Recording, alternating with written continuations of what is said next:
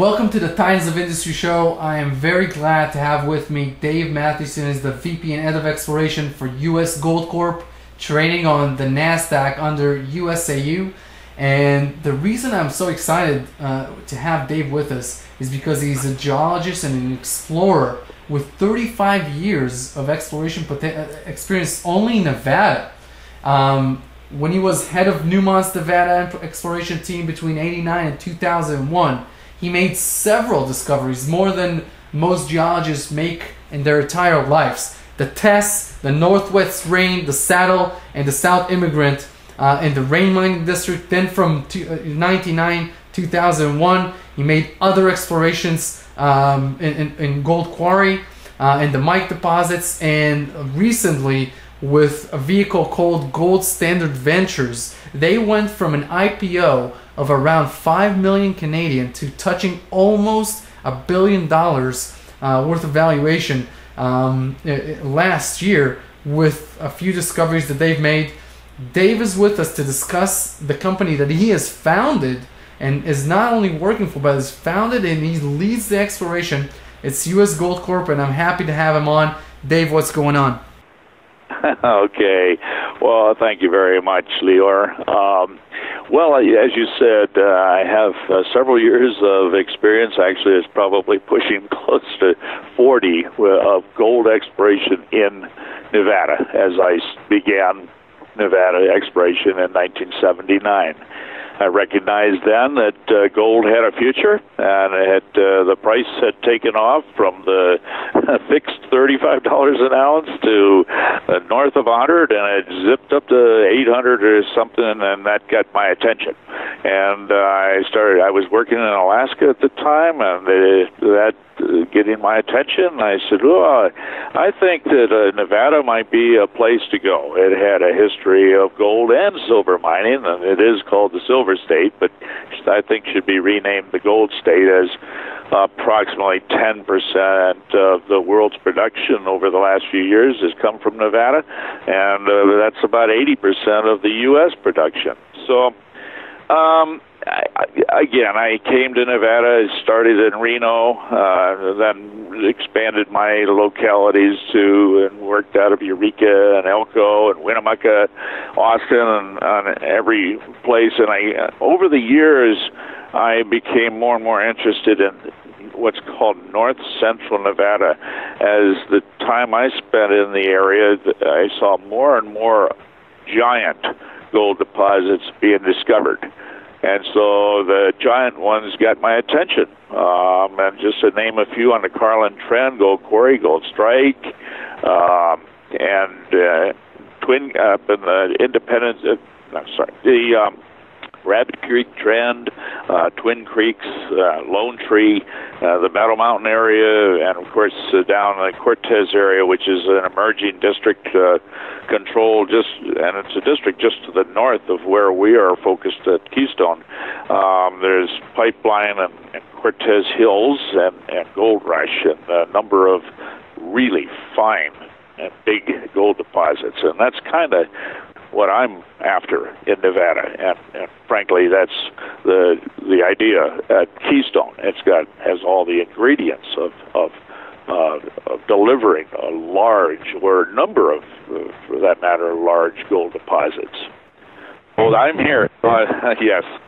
Keystone, which I'll ask you about, because that's the flagship project for US Gold Corp. I want to ask you what it is like to discover a gold deposit. Tell us how it feels, and walk us through the excitement for a geologist to see all the work paying off. And I want to also ask you to describe how this changes fundamentally a company that up until now was an explorer, but now has an economical development in the ground. Well, yes. What it is like, it's hard to almost imagine, and even from my standpoint, it's a great experience. I have equated it with winning the Super Bowl, literally, depending perhaps on the size of the deposit. If it's a significantly large deposit, put in near the world-class category, which everybody considers is in the 5 million ounces of gold range. So it's like winning the Super Bowl. I can tell you, the one aspect of it more than anything else is it takes an awful lot of hard work.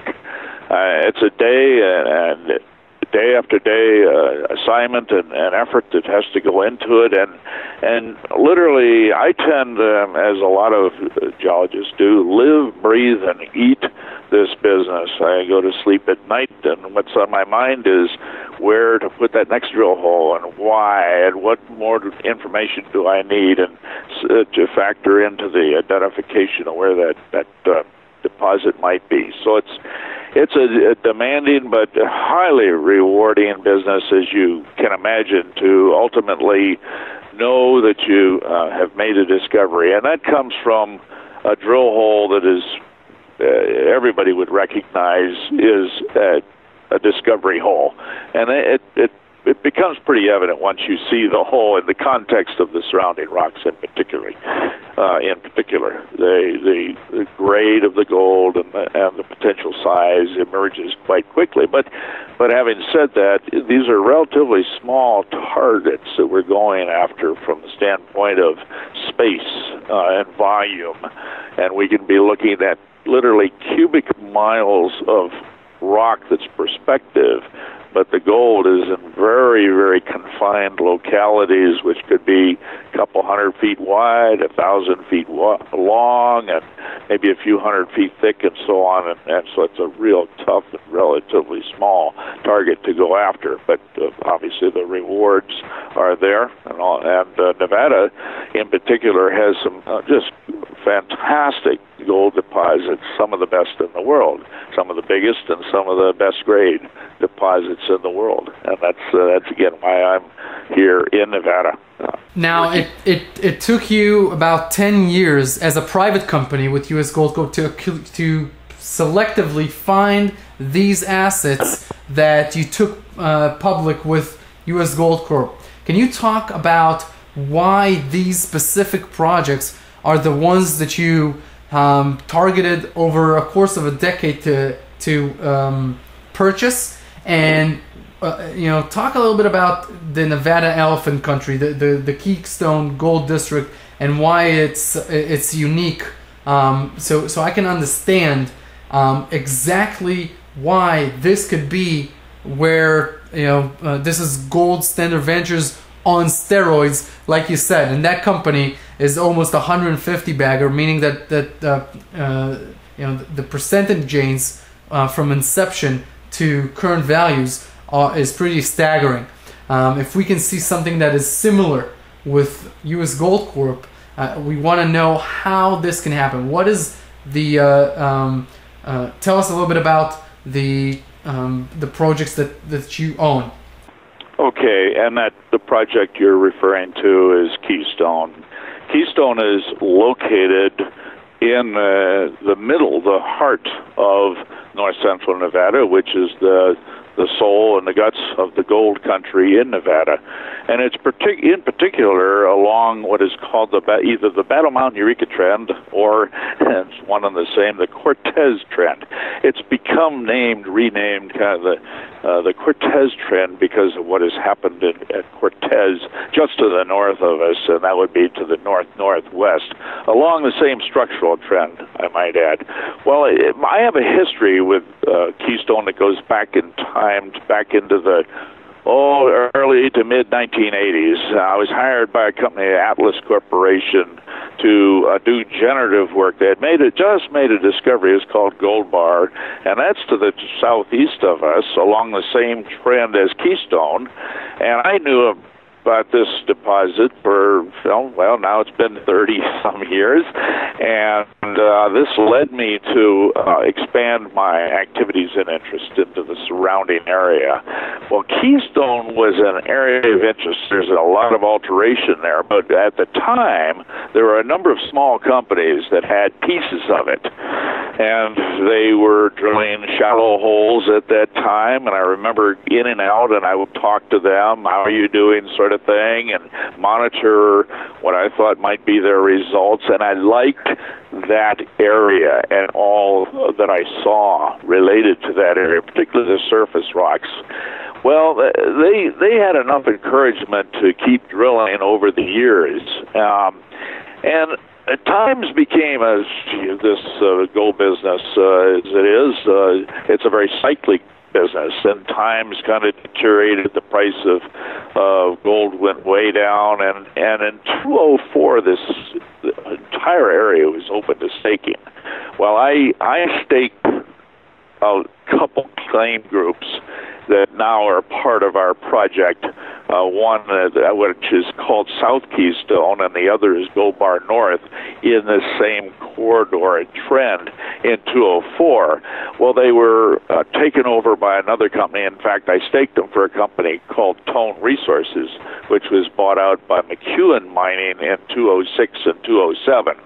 So I had little to do with any exploration. The property just went that way. Well, in 2016, I contacted, this would be now McEwen Mining, it was at the time earlier called U.S. Gold, about whether they were interested in quit claiming those claim groups back to me, because it didn't seem like they were doing very much in that area, and they agreed to that. Since I had a small ownership, those claims would have come to me.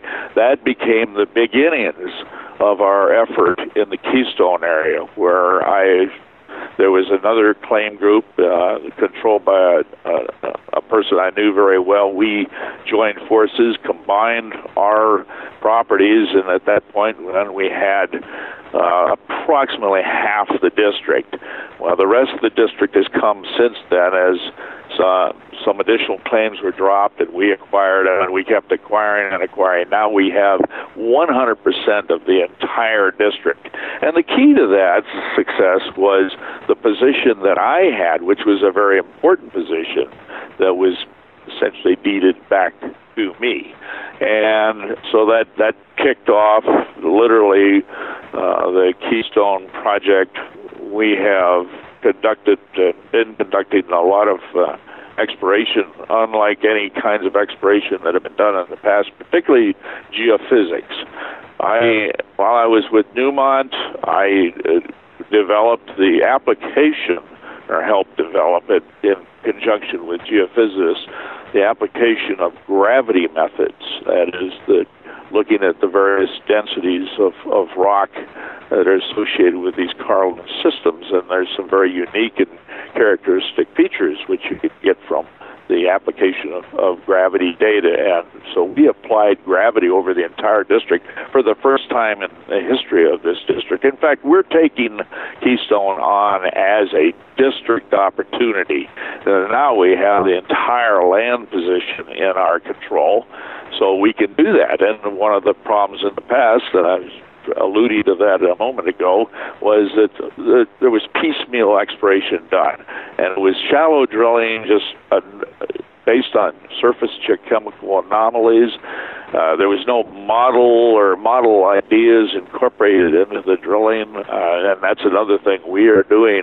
We are applying some knowledge of deposit models that didn't exist back in 1980, and some of it didn't exist in the 1990s, but does now. And we've gained this knowledge from all the deposits that have been mined and explored and developed, and so I'm very much a model-oriented exploration geologist. I look for certain features in certain kinds of rocks, and if they're there, I become very tenacious with respect to what I want to do and do in exploration, particularly drilling, and that's where we're at right now with respect to Keystone. So, Dave, you've acquired these assets that are in your home court, where you feel comfortable, where you know that you know the model that works. You've had recently some incredible drilling results.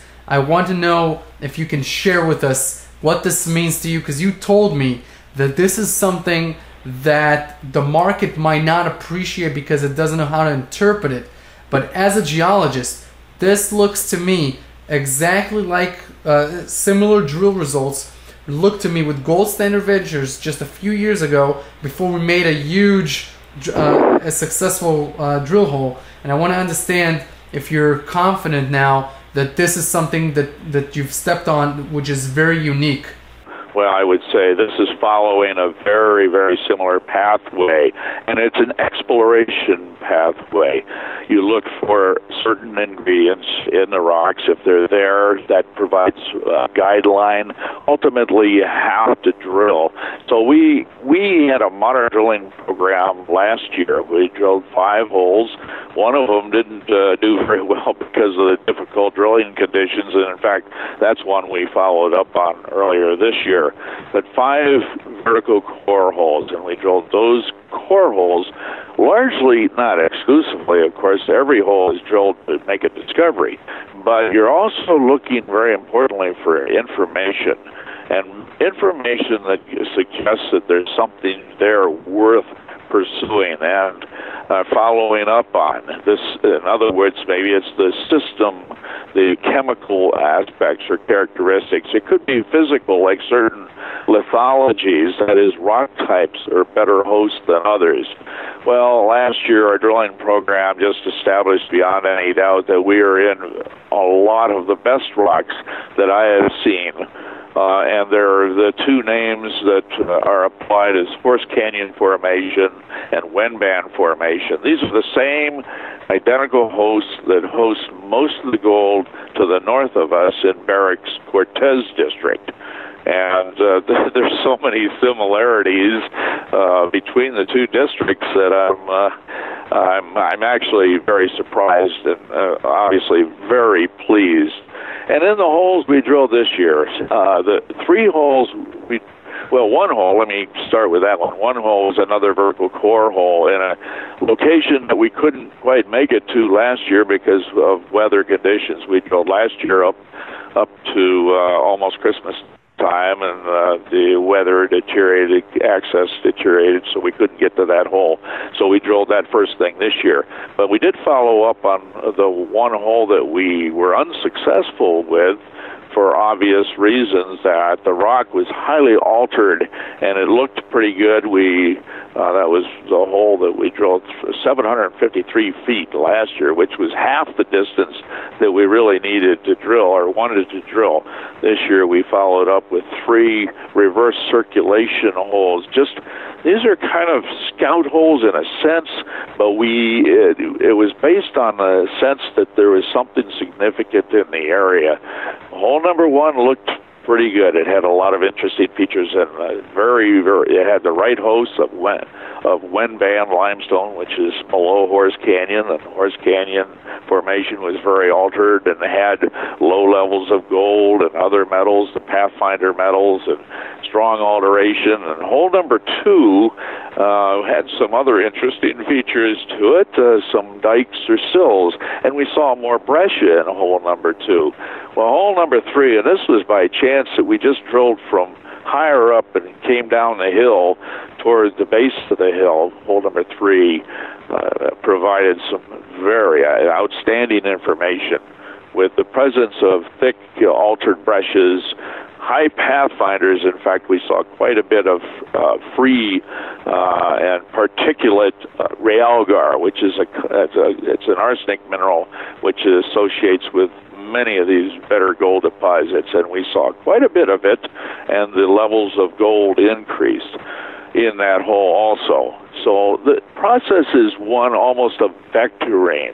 You drill one hole and you could go in any direction. If you drill 2 holes, then you start to perhaps get a direction that there's one hole that's better than the other.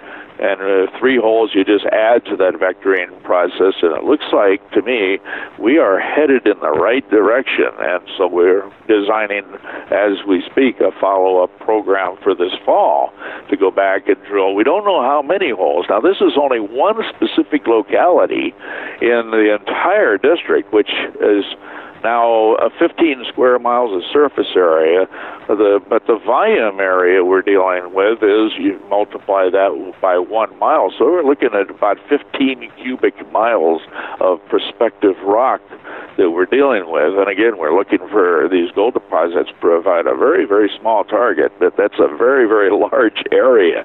But one hole after another, we just seem to be getting into system and the right kinds of rocks, and the geochemistry and gold are there, and we're seeing an awful lot of intrusives. One of the factors that I like a lot about Keystone is that it's a very complex intrusive system. What these things are is basically they're domes, uplifted lower plate windows within north central Nevada, and where they're uplifted, they're usually cored by intrusives, and we're a very complex intrusive setting. In fact, they're supporting the master's thesis being done through the University of Nevada, Reno, under a very fine professor who I've known for years, and we're completing the thesis student is completing his work. That I think it's a very important aspect of what we did. We did the same thing in the railroad district, studied the intrusives very carefully, and that helped guide us into the right places to find the gold that we found at railroad. We're doing the same thing here. Beautiful. Well, Dave, thank you very much. You're a world of knowledge, and it's important to have a company that has such an experienced geologist at the core of it, at the front and center, and you've been able to accumulate certain assets that are within your circle of competence, and the recent drill results are pretty promising, and we look forward to hearing more from what's going on in the company in the future. Thanks for taking the time to being with us. Yes, and I'd just like to add that experience plays very heavily into this entire process, and I've always thought it's really the details, the finer details that matter. Those details can turn you in the right direction, and turn you in the right direction very quickly if you're paying a great deal of attention to those, and I think it looks like, based on the drilling that we've done, we're turning in the right direction, and that's the whole process right there. It's a matter of getting that hole into the right place, and we will know when we have a discovery hole. That will be quite evident. Dave Mathewson, U.S. Gold Corp, Head of Exploration. Thank you very much. Thank you.